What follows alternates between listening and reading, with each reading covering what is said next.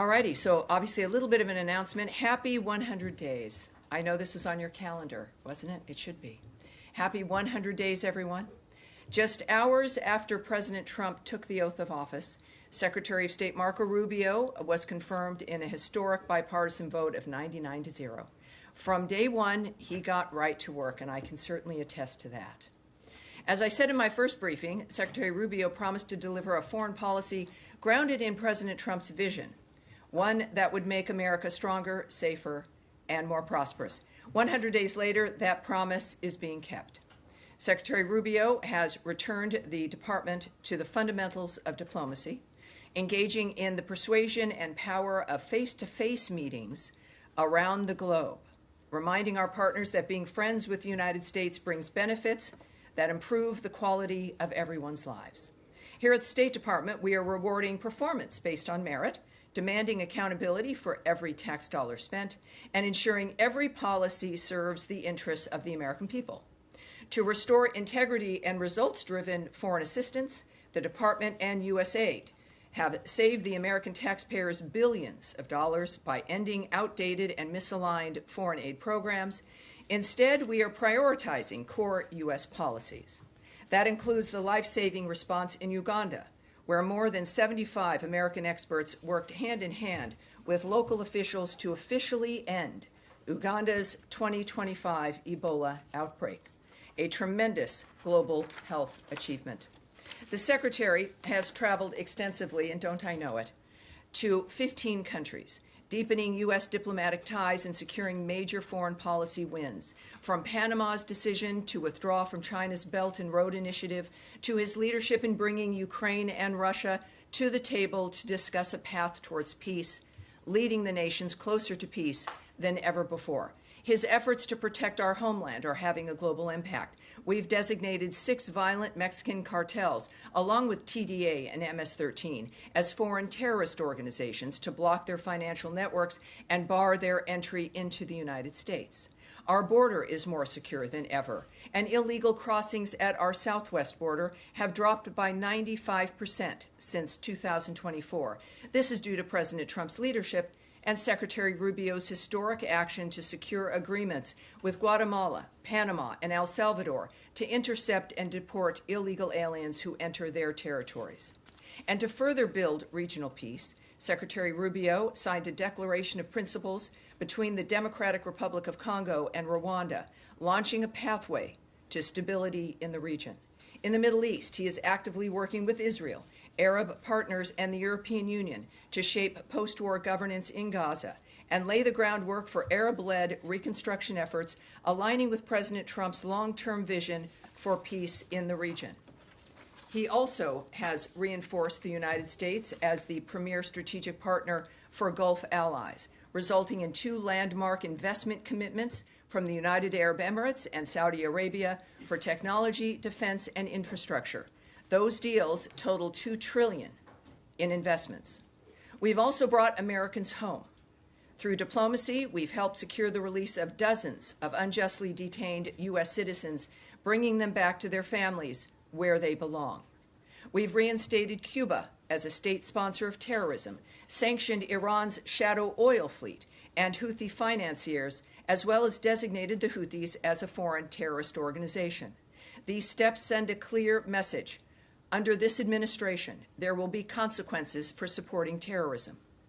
100 days in, the results are undeniable. This is American diplomacy, the American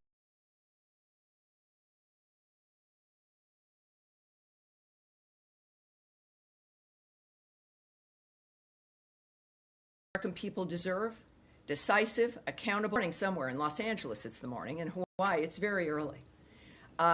What can I do for you? Or would you want, should I ask? I will go to Matt Lee first. I'll start. Well, no, shall we? Fine. Finally, I'm asking the questions. It's fine with me. All right, here's what we'll do. We will go with Matt, and then I will come back to you. I just have 2 very brief. You set that up as who set this up. I did not. All right, sir. Wait a second. And now I've missed you. Everyone missed you. It was notably different here in the room with you gallivanting around London for some reason. But here we are now. We're all together. Secretary who never showed up. Well, but anyway, So listen, since last week, since I was away last week, and I know this came up last week, but I just want to try and get a fine point, put a fine point on it, which is that tomorrow is the 50th anniversary of the fall of Saigon, and the end of the Vietnam War. There have been reports that the U.S. has instructed or otherwise advised U.S. diplomats in Vietnam not to attend commemoration ceremonies. Is that true? Because the answer that we keep getting is that the U.S. and Vietnam are strong partners, and this, and they invited people, but there's no decision one way or another. So, is it correct that they've been told or advised not to attend? Well, as well as most people here, if not even better, after decades, that I'm not going to discuss conversations that we've had with our diplomats here or overseas. But I will, in the event people are curious about the answer you expect, I will provide you an answer, and everyone else as well. The United States and Vietnam have a robust bilateral relationship, and we are committed to deepening and broadening those ties. We look forward to working with the Vietnamese government and the people of Vietnam to address shared challenges and opportunities. And considering, again, half a century ago when that ended, we now, of course, have a generation, my generation, that it is amazing to be able to say that, to have this relationship with Vietnam as a good relationship and one that is bilateral and robust. So that is a very good example of what can happen over the time of about 50 years. Okay. Did you have a second question? Well, yeah, but just on this, I mean, so sure. Are U.S. diplomats going to be participating in these? I'm not going to answer that question. I'm not going to discuss what has been suggested or not suggested or communications with our allies and or our diplomats in foreign countries. Yes, sir. Thanks. I have two questions. The first, there's reporting today that 4,000 visas for students with criminal records were revoked in the first 100 days of the administration. That's a number that's higher than we've seen before, so I wanted to see if I could get more fidelity on that, and then I had a different topic. Well, I know that consular affairs and the State Department do not discuss the details of visas. We do not provide statistics. We do not discuss numbers. And so I would just remind people that certainly I wouldn't comment on a number that has been printed somewhere. What I can tell you is that it's something that we don't provide. And then separately, there's reporting that Iraq has arrested an ISIS suspect linked to the New Orleans terror attack on New Year's. Is the state have any comment on that or any participation? I spoke with the secretary a little earlier. I did not ask him about that, so let's take that back. And I certainly would hope to speak with him again and can ask him that, and we'll get that back to you, certainly. And now, Andrea Mitchell. Yes. I wanted to ask about Ukraine. Okay. Russia has continuously been bombing Ukraine. Kyiv the other day, more bombing overnight.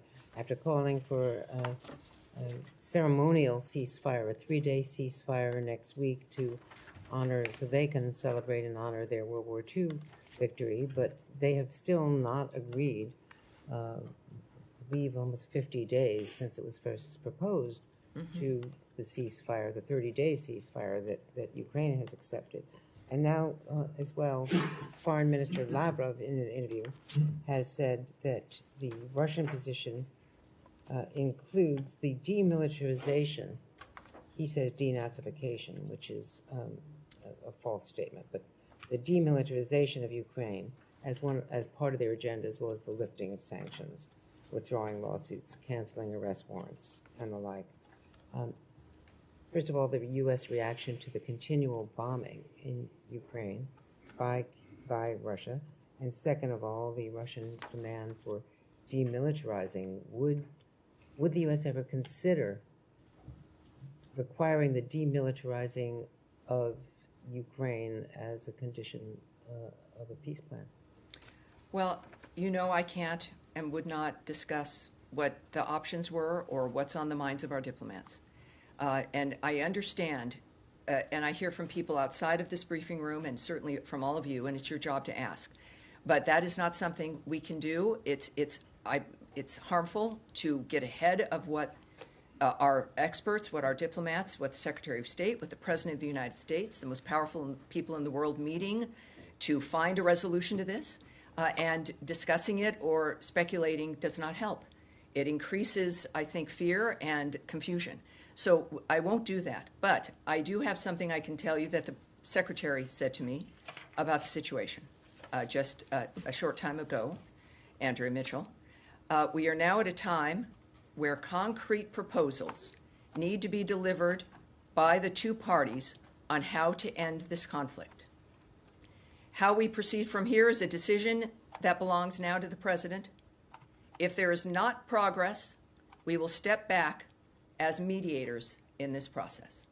Well, he said on Meet the Press that this week was going to be pivotal. Oh, sure. I'm This sounds like a paraphrasing. pivotal statement to me. Yeah, so is there some sort of a time frame?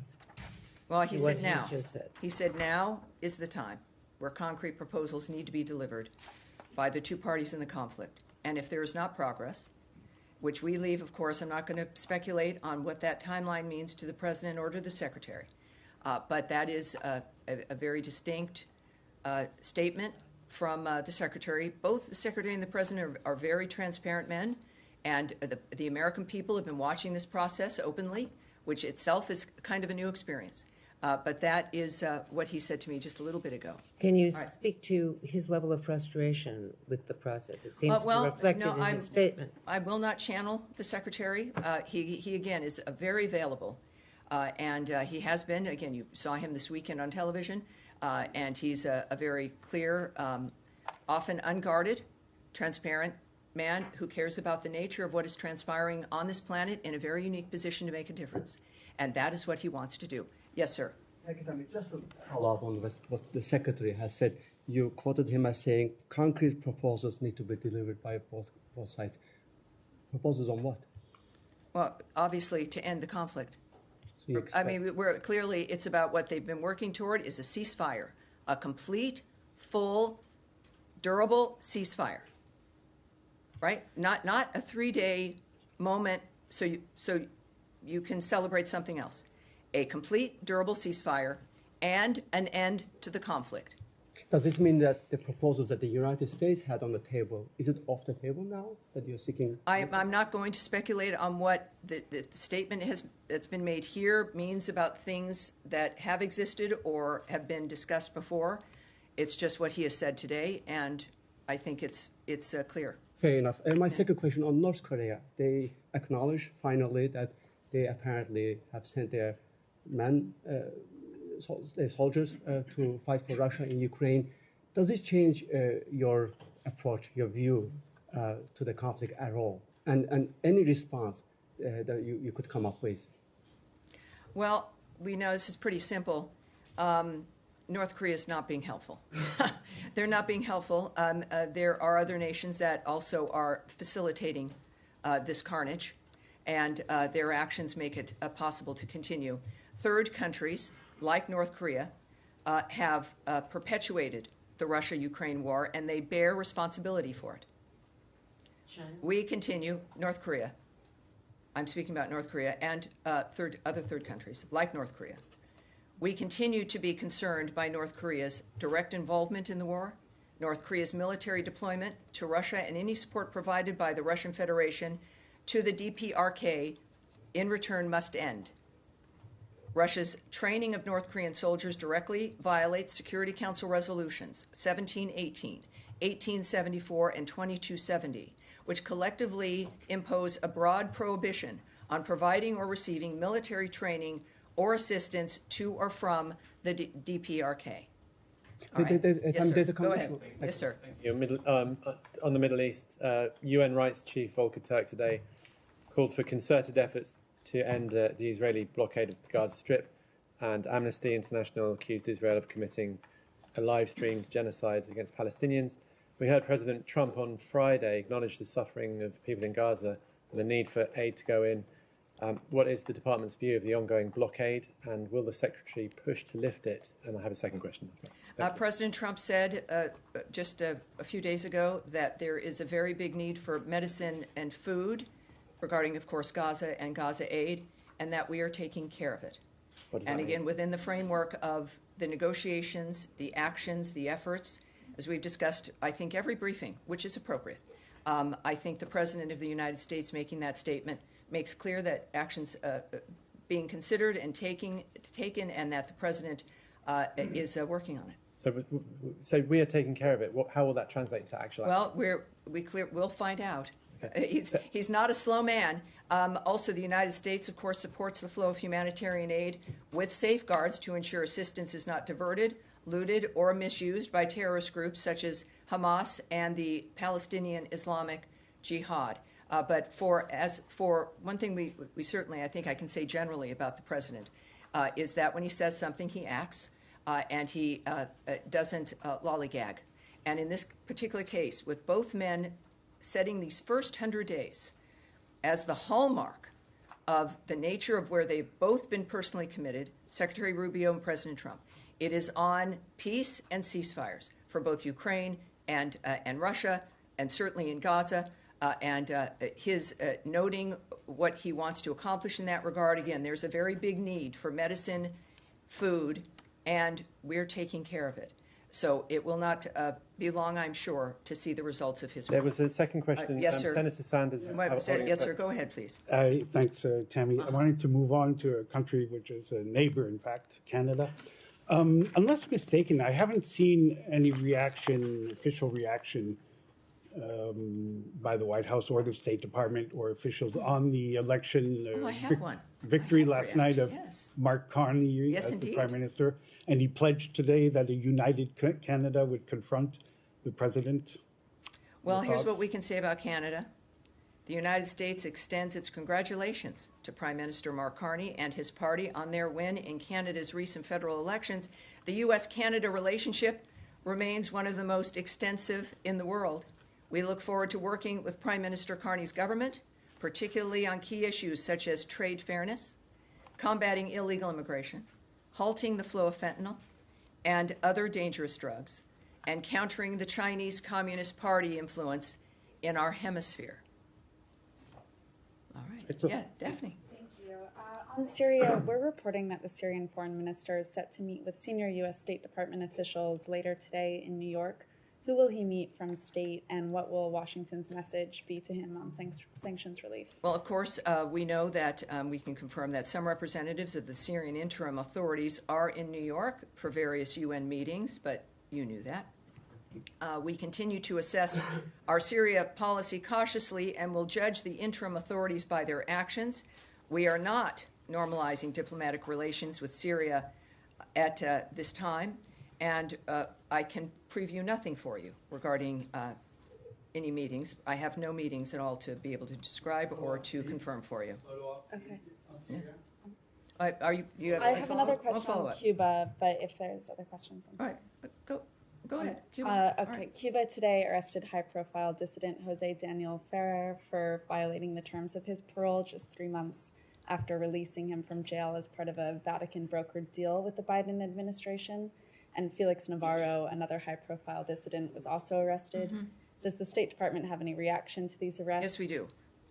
We strongly condemn the brutal treatment and unjust detention of Cuban patriots Jose Daniel Ferrer and his wife and young son, as well as Felix Navarro and other pro-democracy activists.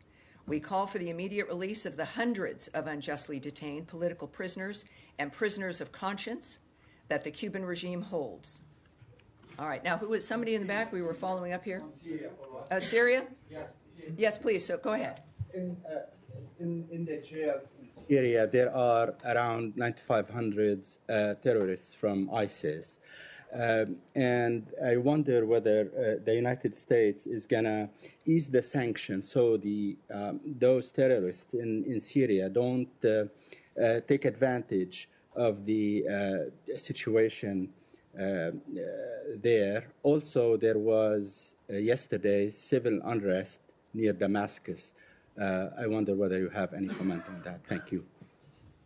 I cannot comment on the nature of what's happening inside of Syria or the nature of the reaction of our government or of the State Department.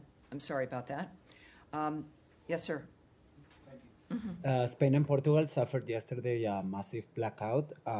Has the United States provided any support to them, and does it have any information of what were the causes? Well, yeah, we're all curious about that. It was kind of terrifying to see for all of our friends in Spain and Portugal. one thing I can tell you, of interest, of course, also to the State Department, is that there was no impact on the operation of our missions in Spain or Portugal. Electricity was fully restored to our missions as of this morning. And at this point, I could just refer you to the governments of Portugal and Spain for further information about what has happened. I know they're looking into it, obviously. But at this point, I have nothing further. All right. Yes? Following up on your comments from Secretary Rubio on the Ukraine proposals, our understanding is Ukraine and the Europeans have presented a counter proposal to what was put on the table by the United States. Should we take this as a rejection of their counter proposal? I think you should take it as what the Secretary meant, which is that what is happening now is that what we expect from them are concrete proposals on how to end the situation. So that's his statement. I would not expand on it as those are the words he used for me. I think it's very, very distinct that now we are at the time where concrete proposals need to be delivered by the two parties on how to end the conflict. How we proceed from here is now a decision of the presidents. If there is not progress, we will step back as mediators of the process. And does he have any follow-on conversations planned with his Ukrainian and European counterparts? I saw he spoke with nothing that I can report as of this moment, but clearly this is not a closing of the door. This is now a next step, which I hope that we are able to see. Yes, sir. Thank you so much. Do you think that in first 100 days, President Trump was able to make America more great again, make America more richer again, make America more safer again? Are you setting me up? No, I'm just asking your opinion. I'm just asking your opinion. The ultimate freezing moment. I am standing here because of my faith in the President of the United States prior to him winning this particular election, knowing from his past what he's accomplished. We, of course, the American people have felt the same way in returning him to this office after 4 years that were not good for the people of this country, economically or otherwise.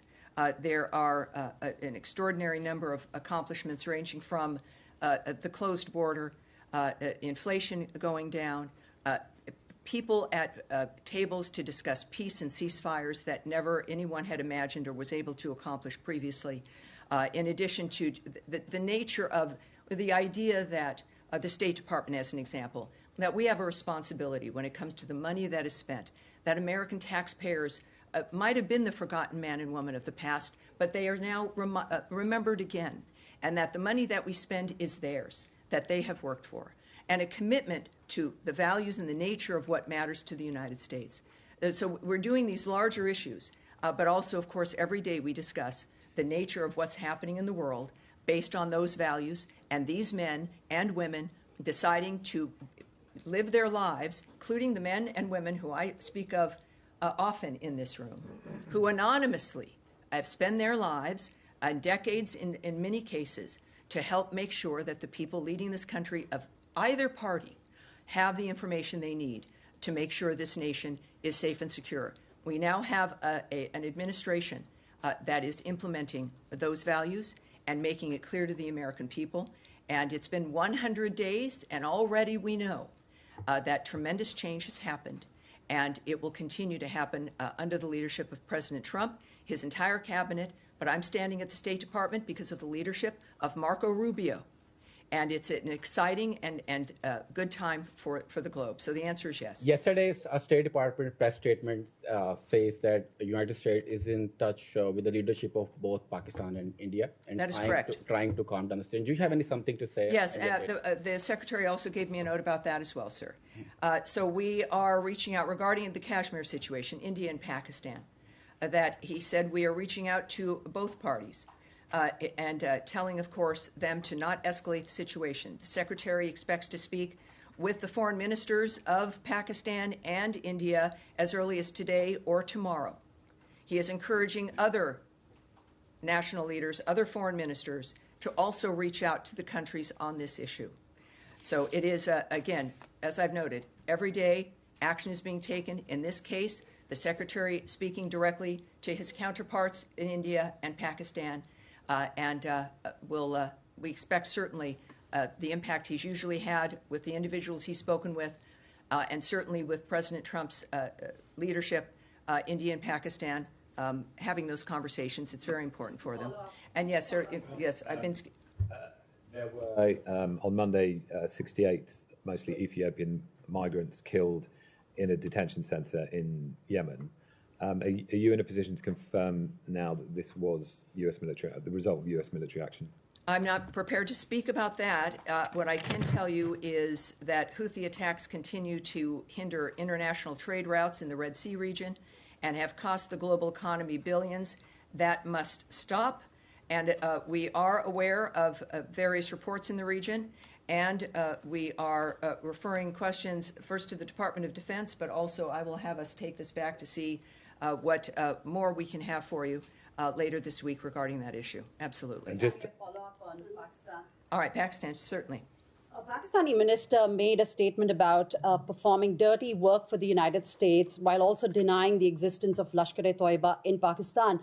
What is the State Department's response to that? Well, as I've noted, the only thing I'm really prepared to discuss here is the fact that the Secretary of State is going to be speaking with the foreign ministers of both countries. And will that be raised? What I can tell you, obviously, we're also monitoring the developments across the board in that region. And we, as you know, at multiple levels, I have to say, are in touch with the governments of India and Pakistan, not just at the foreign minister level, certainly, but at multiple levels. We, of course, are encouraging all parties to work together for a responsible solution. The world is watching this, but I have no additional details in that regard. Yes, ma'am. Yes, ma'am. Yes. On whether there has been any further collaboration between the United States and Pakistan since Pakistan facilitated the arrest of an ISIS suspect last month. Yeah, I recall that we appreciated that arrest when it occurred, and I said so here at this podium. But at this point, I think what we should all be looking for is the results of the conversations the Secretary has today with the foreign ministers of both of those countries. Ms. Tammy, on Pakistan follow-up, please. Yes, certainly. Go ahead.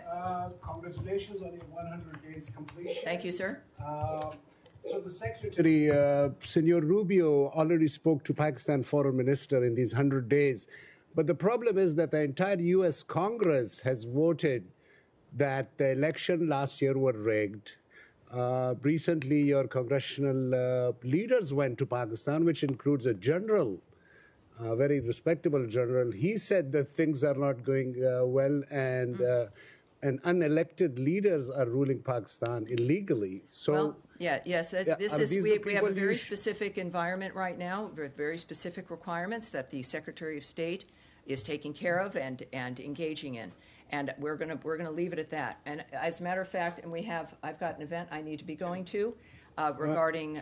Just one on Afghanistan. As a matter of fact, we'll take one more question perhaps on this issue. The young man there with the glasses there in the center here. Yes, sir. Moving to Indo-Pacific a little bit. First question on Taiwan. Today marks the first 100 days of Trump administration, but also marks the 100th day that we don't have an AIT chairperson yet. So when can we expect a new AIT chairperson? Second question being that I don't think Secretary Rubio has traveled to Asia. Does he have any plan to travel to Asia in near future and meeting with his Chinese counterpart in the near future? Thank you. Well, I don't have an answer to the first question. We can perhaps take that back and see if we can get something for you.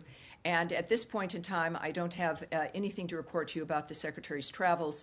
But what I will tell you as to what I am going to here is the Secretary meeting with families of Japanese abductees. He is going to be meeting with a delegation of the Japanese legislative members, family members, and advocates for Japanese citizens abducted by North Korea. We will have a readout for you that will be released following that meeting. And that is what I'm heading to now. Thank you all very much. We have a very, very exciting week, and happy 100 days. Thank you, everybody. Thank you.